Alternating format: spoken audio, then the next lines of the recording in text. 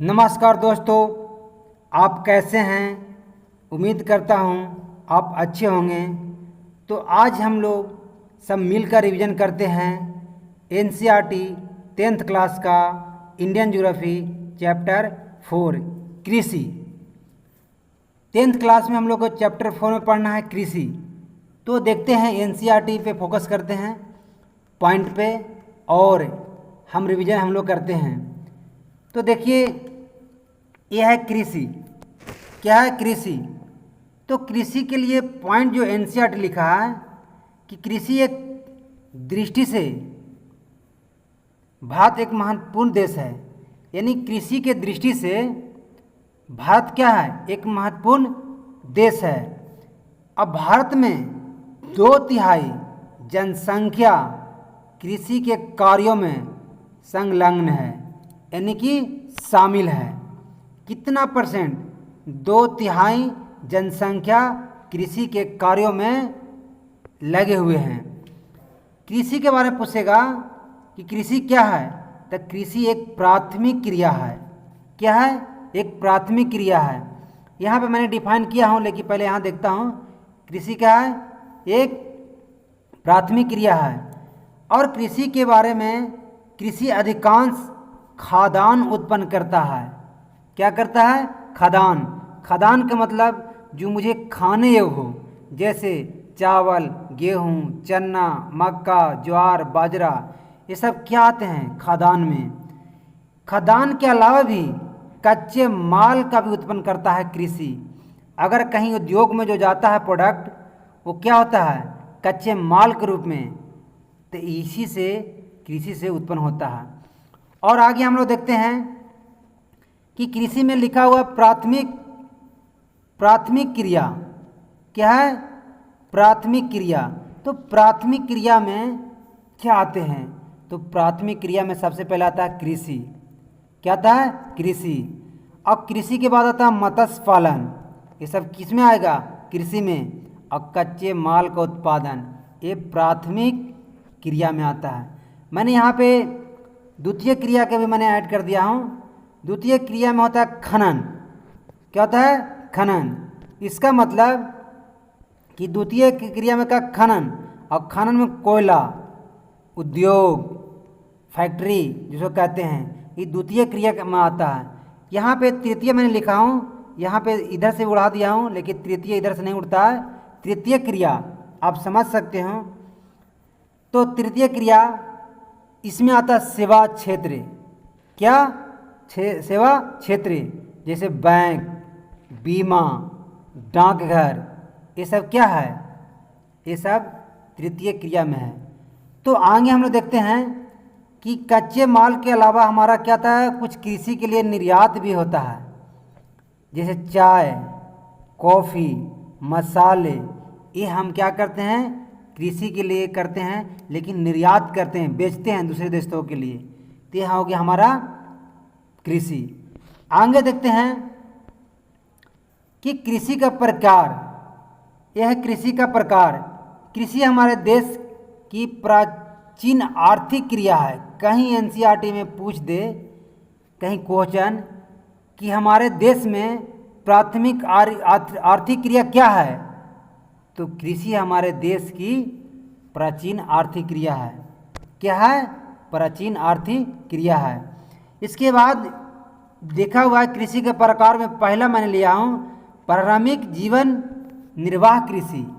कि जो पहले के जो मानव थे, या पहले जो कृषि का जो जीविका से निर्वाह कैसे करते थे, तो यहाँ पे एनसीईआरटी अच्छी बात, खूबसूरत शब्द लिखा है, आदिम की औजार। जो पहले जो मानव जो थे, कृषि जो करते थे, वो आदिम की कृषि के औजार के माध्यम से, हमने आदि कृषि औजार, जो पहले के जो था आदिम, वो औजार कैसा था? तो लकड़ी का हल था, डाऊ था, डाऊ, और तीसरा जो था खुदाई करने वाली छड़ी। ये एनसीईआरटी में मेंशन किया हुआ है। एनसीईआरटी में मेंशन किया हुआ है कि जो पहला जो है लकड़ी का हल, जो दूसरा है डाऊ, और जो तीसरा है खुदाई करने वाली छड़ी, और चौथा में आपको दिया गया है, कहीं पूछ दे परिवार तथा समुदाय श्रमिक की मदद से खेती किया जाता था। आदिम कृषि जिसको कहते हैं। देखिएगा एनसीईआरटी में एक लिखा है वीवीआई पॉइंट, कृषि प्रायः मानसून, मृदा की प्राकृतिक उर्वरता और फसल उगाने के लिए अन्य पर्यावरणीय परिस्थितिकी उपयुक्त पर निर्भर करता है। यानी कृषि प्रायः मानसून, अगर मानसून नहीं होगा तो कृषि नहीं होगा, मृदा भी नहीं रहेगा मिट्टी तो कहाँ कृषि करेंगे, लेकिन प्राकृतिक उर्वरता पर भी डिपेंड करता है।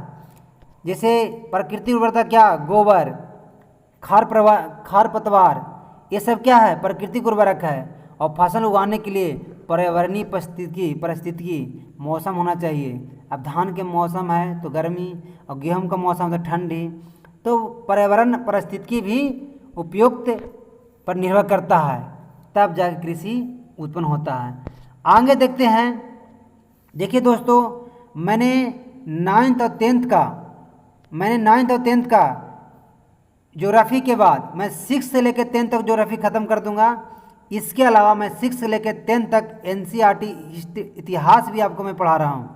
तो जिन दोस्तों को लगता है कि मैं इतिहास भी देखना चाहता हूँ, वो अपने प्लेलिस्ट में जाके चेक करें। प्लेलिस्ट में सारे ऐड हो रहे हैं। साइंस करंट का अभी नहीं पढ़ा रहा हूँ, साइंस का भी नहीं पढ़ा रहा हूँ, इतिहास और मैंने ज्योग्राफी अभी ऐड कर रहा हूँ। आने वाला दिन में मैं साइंस और करंट का भी नोट्स बना के और रिवीजन कराऊंगा। तो पहले इतना रिवीजन करते हैं, आगे देखते हैं। यह है कर्तन दहन प्रणाली, बहुत अच्छी पॉइंट है। कर्तन दहन प्रणाली यानी काटो, जलाओ और छोड़ दो। कर्तन मैंने काटना, कर्तन मैंने क्या होता है, काटना, दहन मैंने जलाना, प्रणाली में नियम। यानी कि पहले के मानव क्या करते थे, जैसे मान लीजिए पहला पॉइंट क्या है, कर्तन दहन प्रणाली क्या है, तो ये जंगल है, ये पेड़ है, क्या है, जंगल। और जंगल में क्या करते थे कि पहले जंगल को काट के, पहले जंगल को क्या काट के और उसको सूखने देते थे। और सूखने के बाद क्या करते थे, उसमें आग लगा देते थे। और आग लगाने के बाद वो खरपतवार जलकर, लकड़ी जलकर उर्वरक बनते थे। और उर्वरक जब बनते थे तो वहीं पे क्या करते थे, खेती करते थे। और खेती करने के बाद अच्छे कृषि उत्पादन कर लेते थे। और जब यहाँ पे उर्वरक खत्म होता था, इसका मतलब कि 2-3 साल बाद क्या फिर से वहाँ पे पेड़ दूसरे स्थान पे पेड़ जाके काटते थे। तो इस पर कहानी लिखा हुआ है कि जब किसान को भरण पोषण के लिए, किसके लिए, किसान को भरण पोषण के लिए यानी अनाज और खाद्य फसलें उगाने के लिए जरूरत पड़ता, तो मानव क्या करता था, जंगल को काट देता था। कब, कहानी शुरू कब से होता है, जब उसका भोजन भरण पोषण के लिए अनाज, क्या, अनाज, पहला में अनाज और खाद्य फसल उगाने के लिए जरूरत पड़ता था, तो जंगल को काट के साफ करके उसमें कृषि करते थे। तब जाके जंगलों को काट कर जलाकर, तब यानी कि जब फसल को उगाने के लिए क्या, तब जाकर उसने जंगल को काट कर जलाकर राख बनता है। और वहीं उर्वरक में कृषि करते थे, जिसे हम झूम कृषि के नाम से भी जानते हैं। स्थानांतर कृषि का मतलब होता है, और झूम कृषि यानी जो काटो, जलाओ और छोड़ दो, यानी कर्तन दहन प्रणाली जो था उसको झूम कृषि कहते हैं। लेकिन देखिएगा कर्तन दहन प्रणाली को कहीं कहीं स्थानांतरण भी कहा जाता था। स्थानांतरण का मतलब क्या होता है कि पहली बार जब यहाँ पेड़ काटे, 3 साल के बाद यहाँ उर्वरक खत्म हो गया, तो दूसरी बार जब यहाँ आए तो फिर से पेड़ काटना शुरू कर दिए। और सूखने के बाद आग लगाकर जलाने लगते थे। और जलने के बाद जो राख बनता था उसी में क्या करते थे, खेती करते थे। यानी कि एक स्थान से दूसरे स्थान जाकर दोबारा खेती करते थे, उसी को स्थानांतरण या झूम कृषि के नाम से जाना जाता है। आगे हम लोग देखते हैं कि कर्तन दहन प्रणाली क्या है, कर्तन दहन प्रणाली स्लैश एंड बर्न, इंग्लिश में कहीं पूछ दे स्लैश एंड बर्न, तो इसका मतलब होता है कर्तन दहन प्रणाली। इसका मतलब होता है झूम कृषि। क्या होता है? झूम कृषि। तो झूम कृषि के अलग अलग नाम से अलग अलग राज्य में जाने जाते हैं। अलग अलग राज्य अपना अपना नाम दिया है झूम कृषि को। अब यहाँ पे सबसे पहले देखते हैं, ये हिमालय पर्वत है। हिमालय पर्वत है। हिमालय पर्वत क्षेत्र में लोग खील कहते हैं। अगर झूम कृषि को हिमालय क्षेत्र में झूम कृषि नहीं कहा जाता है, वहाँ खील कहा जाता है। क्या कहा जाता है? खील। उसी प्रकार से झूम कृषि को राजस्थान में बालरे या बालरे या बाल्टरे के नाम से पुकारते थे।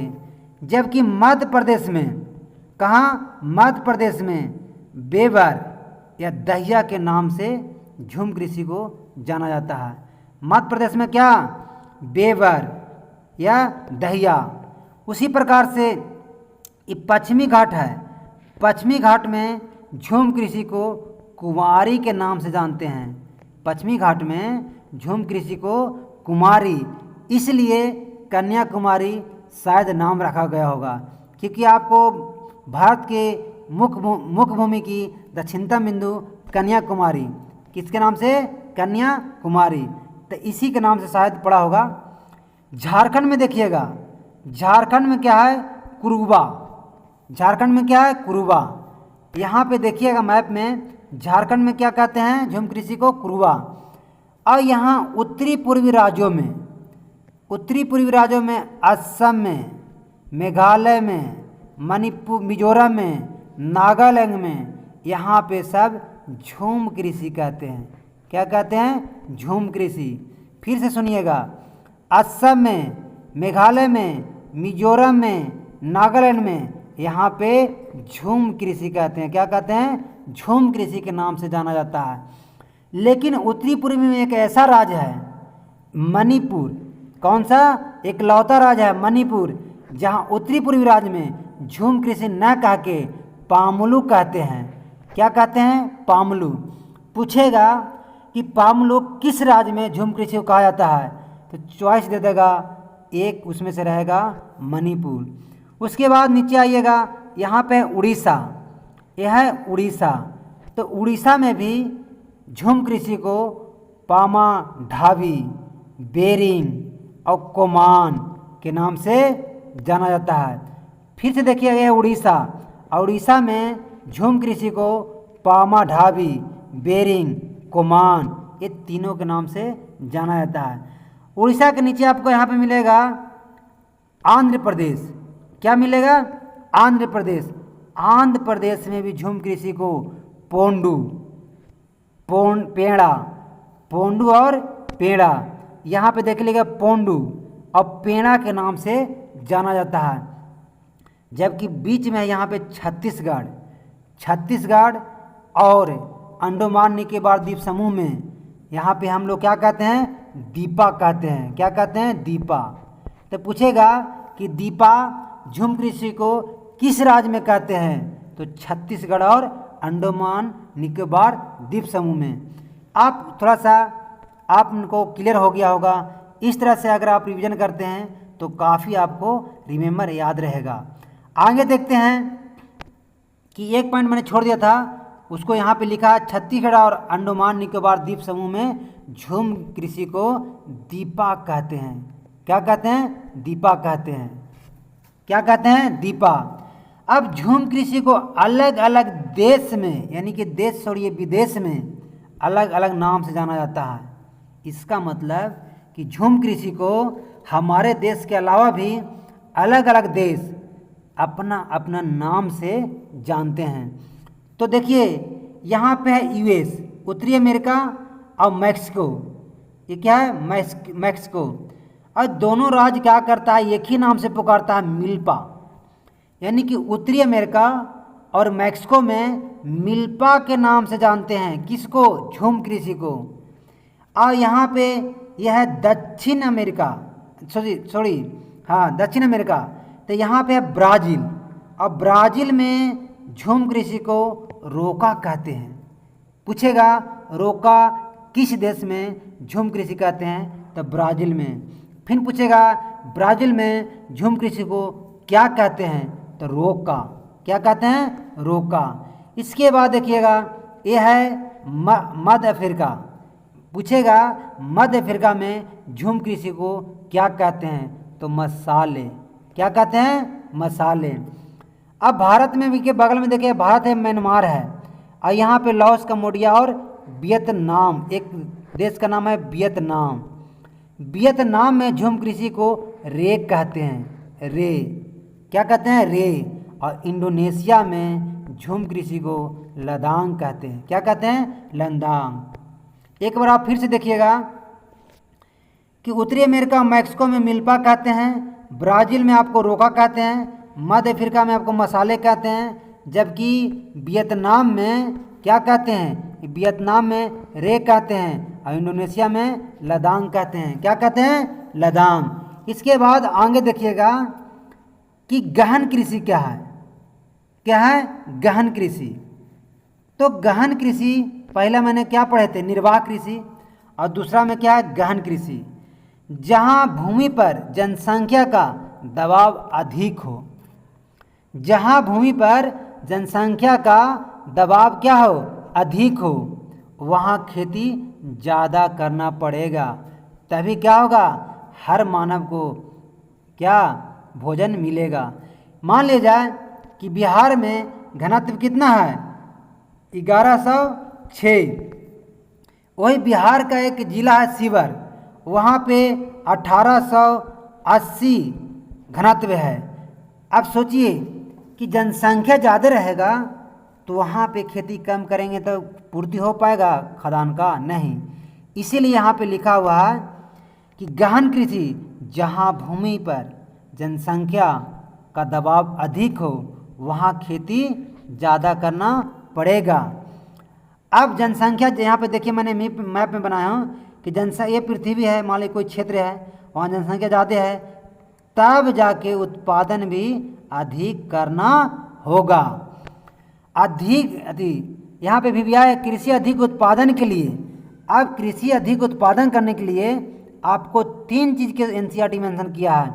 पहला, रासायनिक उर्वरक। रासायनिक उर्वरक के बिना अधिक उत्पादन नहीं होगा वर्तमान के लिए। सिंचाई, दूसरा में क्या है? सिंचाई। बिना सिंचाई के अधिक कृषि नहीं होगा।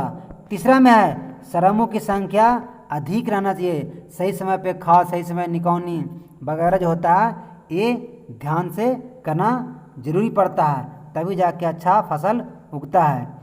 उसके बाद देखिएगा, तीसरा है वाणिज्य। तीसरा क्या है? वाणिज्य। तीसरा क्या है? वाणिज्य। तो आगे देखिएगा कि वाणिज्य कृषि, वाणिज्य के मतलब होता है कॉमर्शियल, यानी कि मुख्य लक्षण क्या है? आधुनिक निवेश करना। आधुनिक निवेश करना, इसका मतलब है कि वर्तमान में हम निवेश करेंगे तभी जाके कोई प्रोडक्ट को हम सेल कर पाएंगे। वाणिज्य का मतलब होता है कोई कृषि को अधिक उत्पन्न करके मार्केट में सेल करना। अब जैसे यहाँ उदाहरण दिया है कि अधिक पैदावार होने वाली बीज का प्रयोग करना, जैसे में पहला क्या है? अधिक पैदावार देने वाली बीज को लाएंगे, यानी बीज गुणवत्ता होना चाहिए। दूसरा में क्या है कि रासायनिक उर्वरक होना चाहिए, अच्छे डीएपी बड़ा हो गया, यूरिया हो गया, यानी कि अच्छा फास्फोरस हो गया, ये सब अच्छे रासायनिक उर्वरक का प्रयोग करना चाहिए। और तीसरा में जो दिया हुआ है कीटनाशक, फतेंग वगैरह कीटाणु कृषि में न लगे। अगर ये 3 चीज़ आपको रहेंगे, ये 3 चीज़, पहला क्या? अधिक पैदावार होने के लिए अच्छा बीज, रासायनिक उर्वरक, कीटनाशक, तो अच्छा बिजनेस हो, अच्छा फसल होगा, और उस फसल को हम क्या करेंगे? बेचेंगे। उसी को कहते हैं वाणिज्य कृषि। अब देखिएगा, उदाहरण है, उदाहरण यहाँ पे दिया हुआ है कि पहला क्या है? हरियाणा, और दूसरा क्या? पंजाब। यहाँ पे अधिक उत्पादन किया जाता है ताकि हम सेल कर सके, बिजनेस कर सके। पहला कौन सा? एनसीईआरटी लिखा है पहला हरियाणा, पहला पॉइंट में दिया हुआ हरियाणा, और दूसरा में पंजाब। अब हरियाणा पंजाब में चावल वाणिज्य का एक फसल है।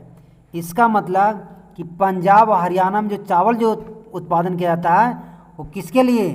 वाणिज्य के लिए, सेल करने के लिए। लेकिन वहीं एक राज्य है उड़ीसा, जहाँ पे जो हम कृषि जो उत्पादन करते हैं फसल, वो जीविका के लिए करते हैं, सेल करने के लिए नहीं।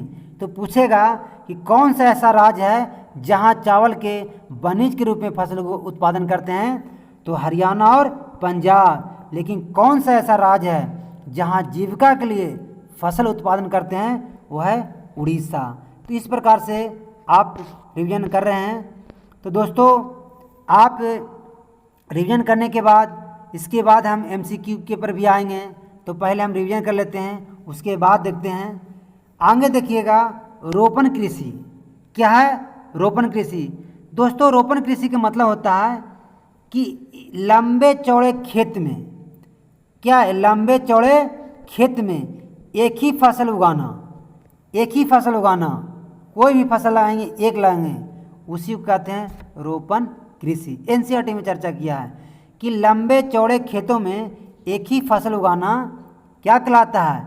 रोपण कृषि। रोपण कृषि में भी देखिएगा एक प्रकार की भी क्या है, वाणिज्य खेती है। इसका मतलब कि अगर हम खेत है मेरे, मान लीजिए कि खेत है, लंबा है और चौड़ा है, और इसमें पूरा चाहे तो केला लगा हुआ है या कोई भी एक ही फसल है, ऐसा पौधा है लगल, क्या मान लीजिए केला लगा हुआ, दक्षिण भारत में होता है, केला का तस्वीर दिया है एनसीईआरटी में, लगा हुआ। तो एक ही फसल रोपना कृषि फसल कहलाता है। और दूसरा में दिया है कि रोपण कृषि भी एक प्रकार के वाणिज्य कृषि है, इसे बिक्री के लिए किया जाता है। किसके लिए? बिक्री के लिए। अब यहाँ पे देखिएगा कि रोपण कृषि का उदाहरण, इसका उदाहरण पहला जो है चाय, दूसरा कॉफ़ी, तीसरा रबड़, और चौथा क्या है? गन्ना, और पांचवा केला। इस फिर से देखिएगा कि रोपण कृषि का उदाहरण कौन सा है? तो पहला चाय, दूसरा कॉफ़ी, पहला चाय, दूसरा कॉफ़ी, तीसरा रबड़, चौथा गन्ना, और पांचवा में आता केला। कहीं सजाने के लिए दे दे कि रोपण कृषि में पहला स्थान किसका होता है, दूसरा किसका और तीसरा किसका होता है, तो आप आसानी से सजा पाइएगा। देखिएगा यहाँ पे दिया हुआ है कि यह असम, पूर्वी उत्तर पूर्वी भारत में असम, असम और पश्चिम बंगाल में, पहला असम और दूसरा पश्चिम बंगाल में, यहाँ पे चाय की क्या होता है? फसल होता है। पहला कौन सा? असम, दूसरा कौन सा? पश्चिम बंगाल। यहाँ पे चाय का फसल होता है रोपण कृषि के रूप में। लेकिन वहीं कर्नाटक में देखिएगा, कर्नाटक में क्या? कॉफ़ी के लिए फेमस है। यानी कि असम किसके लिए फेमस है? चाय के लिए, और कर्नाटक किसके लिए? कॉफ़ी के लिए। लेकिन पूछेगा कि दूसरी बार अगर पहला पूछेगा असम, दूसरी बार क्या है? चाय की फसल कहाँ? पश्चिम बंगाल में। पहला असम, दूसरा वेस्ट बंगाल। कॉफ़ी पूछेगा तो कर्नाटक। तो आगे देखते हैं। तो देखिएगा है एनसीईआरटी लिखा हुआ है, एनसीईआरटी गजब गजब वर्ड लिखता है। सशस्त्र प्रारूप, सशस्त्र प्रारूप का मतलब होता है फसल। क्या होता है? फसल। फसल, और फसल तीन प्रकार का होता है। एक होता है रबी फसल, दूसरा होता है खरीफ फसल, तीसरा होता है जायद फसल। अब आप ही बताइए कि खरीफ फसल लिखा है पहला, दूसरा क्या? खरीफ फसल, और तीसरा जायद फसल। एनसीईआरटी में सजाने के लिए दे दीजिएगा। तो पहला आपको रबी फसल लिखना है, दूसरा खरीफ, और तीसरा जायद। इसमें जो होता है रबी फसल, जो होता है, जो रबी फसल है वो शीत ऋतु में होता है। जैसे इसका उदाहरण है गेहूँ। खाली अभी इसका कंसेप्ट समझ रहा, आगे इसको पूरा डिटेल है।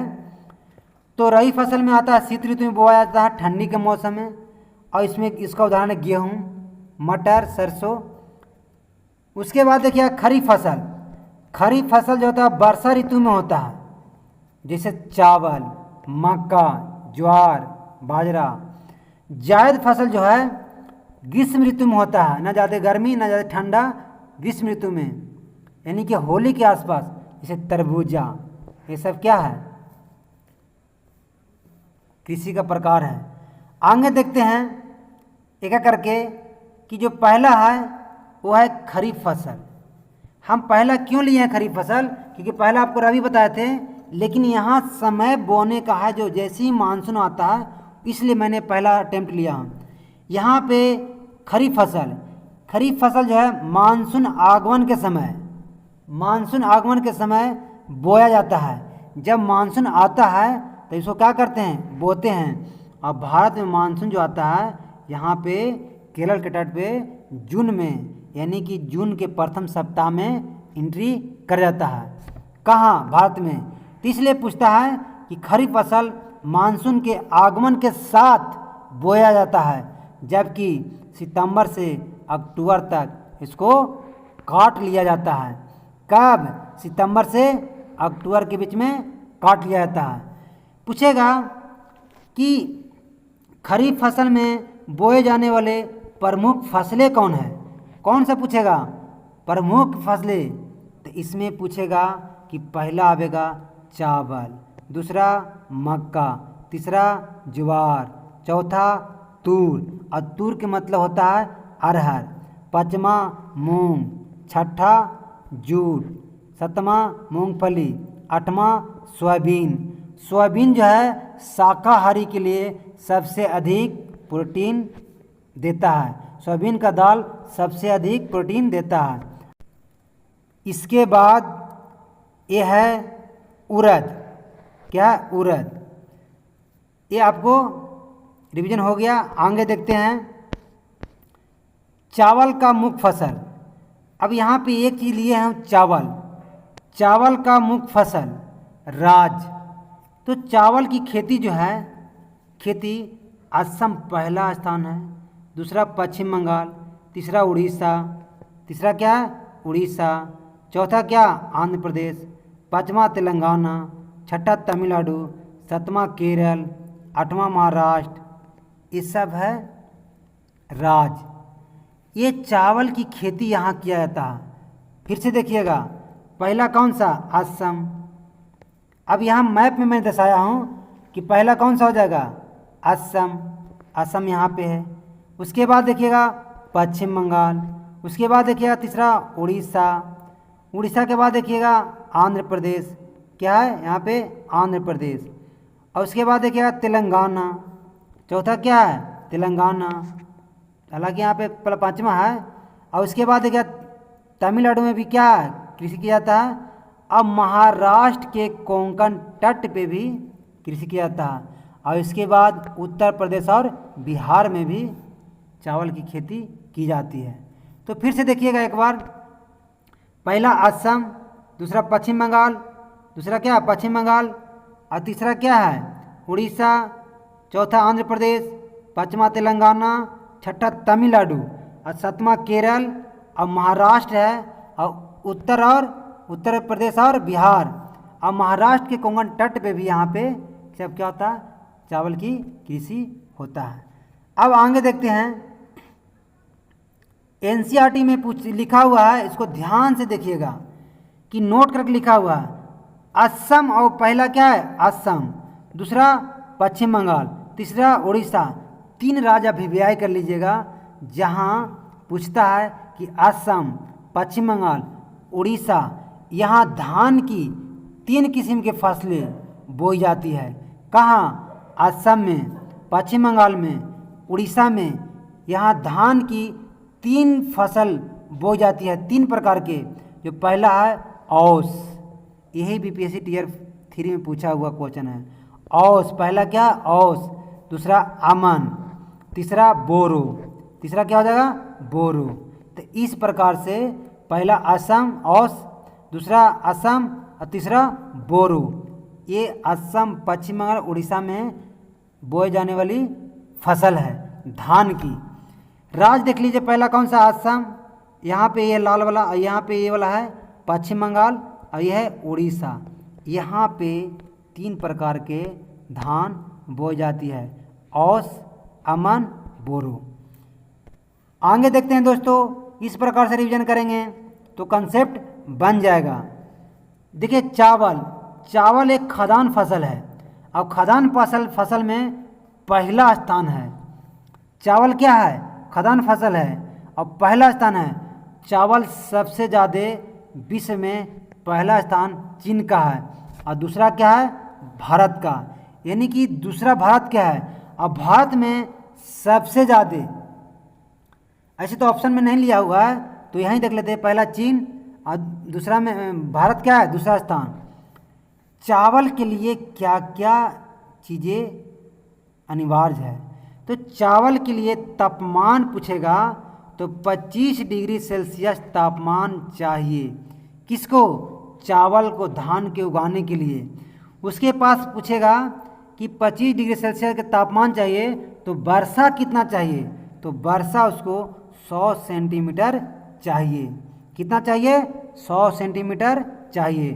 कम वर्षा वाले क्षेत्र में चावल की उपजाने के लिए सिंचाई किया जाता है। क्या किया था? सिंचाई। उसके बाद देखिएगा यहाँ लिखा हुआ है कि कम वर्षा वाले क्षेत्र में नल और कूप के माध्यम से, नलकूप के माध्यम से यहाँ सिंचाई किया था। और उसमें भी एनसीईआरटी दिया पहला उत्तरी पूर्वी मैदान। पहला कौन सा? उत्तरी पूर्वी मैदान और दूसरा तटीय क्षेत्र। कहीं पूछ दे कि कम वर्षा वाले क्षेत्र में किस चीज़ का सिंचाई किया था तो नलकूप से। कहाँ कहाँ? तो ऑप्शन दे देगा उत्तरी पूर्वी, इसके अलावा दे देगा तटीय क्षेत्र, कहीं और दे देगा दक्षिण पश्चिम। तो इसमें क्या होगा? उत्तरी पूर्वी मैदान में और तटीय क्षेत्र में नलकूप के माध्यम से सिंचाई किया था। उदाहरण के लिए राज्य दिया है। पहला पंजाब, दूसरा हरियाणा, तीसरा पश्चिम यूपी के पश्चिम वाला हिस्सा, यानी तीसरा कौन सा है? यूपी, लेकिन पश्चिम लिखेगा कहाँ? पश्चिम। चौथा राजस्थान के कुछ क्षेत्र में, कम वर्षा वाले क्षेत्र में इसका उदाहरण है। फिर से देखिएगा, पहला पंजाब, दूसरा हरियाणा, तीसरा पश्चिम बंगाल और चौथा राजस्थान के कुछ क्षेत्र में। इसके बाद देखिएगा रबी फसल। दोस्तों रबी फसल है इस शीत ऋतु में बोई जाने वाली फसल है। इसको पूछता है कि बोया कब जाता है? तो अक्टूबर से दिसंबर के मध्य बोया जाता है। यानी कि बोने का काम कब होता है? अक्टूबर से दिसंबर के मध्य। जबकि काटा कब जाएगा? तो ग्रीष्म ऋतु में अप्रैल से लेके जून के मध्य में इसको काट लिया जाता है। तब बताइए रबी फसल में कौन कौन सी आता है? तो रबी फसल में उदाहरण है, पहला गेहूँ, दूसरा जौ, तीसरा मटर, चौथा चना, पाँचवा सरसों। इस सजाने के लिए दे देगा पहला गेहूँ, दूसरा जौ, तीसरा मटर, चौथा चना, पाँचवा सरसों। अब कहीं राज्य पूछ दे कि रबी फसल कौन कौन राज्यों में होता है? तो पहला पंजाब, हरियाणा, हिमाचल प्रदेश, जम्मू कश्मीर, उत्तराखंड, उत्तर प्रदेश, ये सब क्षेत्र हैं। क्या है? क्षेत्र हैं। आगे देखते हैं, एक यहाँ पे ज्योग्राफी का पार्ट्स में इम्पोर्टेंट आ जाता है कि जो पश्चिमी विक्षोभ, क्या है? पश्चिमी विक्षोभ।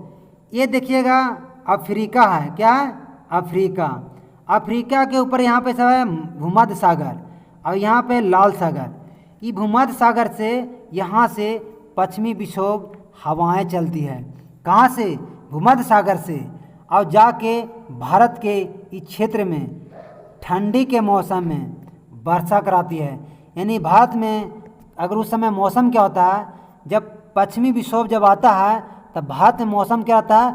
शीत ऋतु, यानी कि ठंडी, और वर्षा होती है ठंडी में। और जब ठंडी में मौसम में वर्षा होती है तो शीत ऋतु में वर्षा अधिक उत्पादन के लिए क्या होता है? रबी होता है। यानी कि शीत ऋतु में जब वर्षा होता है पश्चिमी विक्षोभ से तो वहाँ गेहूँ यानी कि रबी फसल होता है।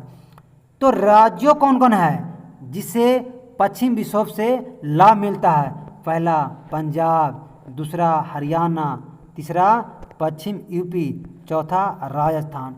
ये ऐसा राज्य है जहाँ पश्चिमी विक्षोभ से ठंडी में वर्षा को लाभ मिलता है, जिसे यहाँ रबी फसल होता है। पहला पंजाब, दूसरा हरियाणा, तीसरा पश्चिम यूपी, चौथा राजस्थान।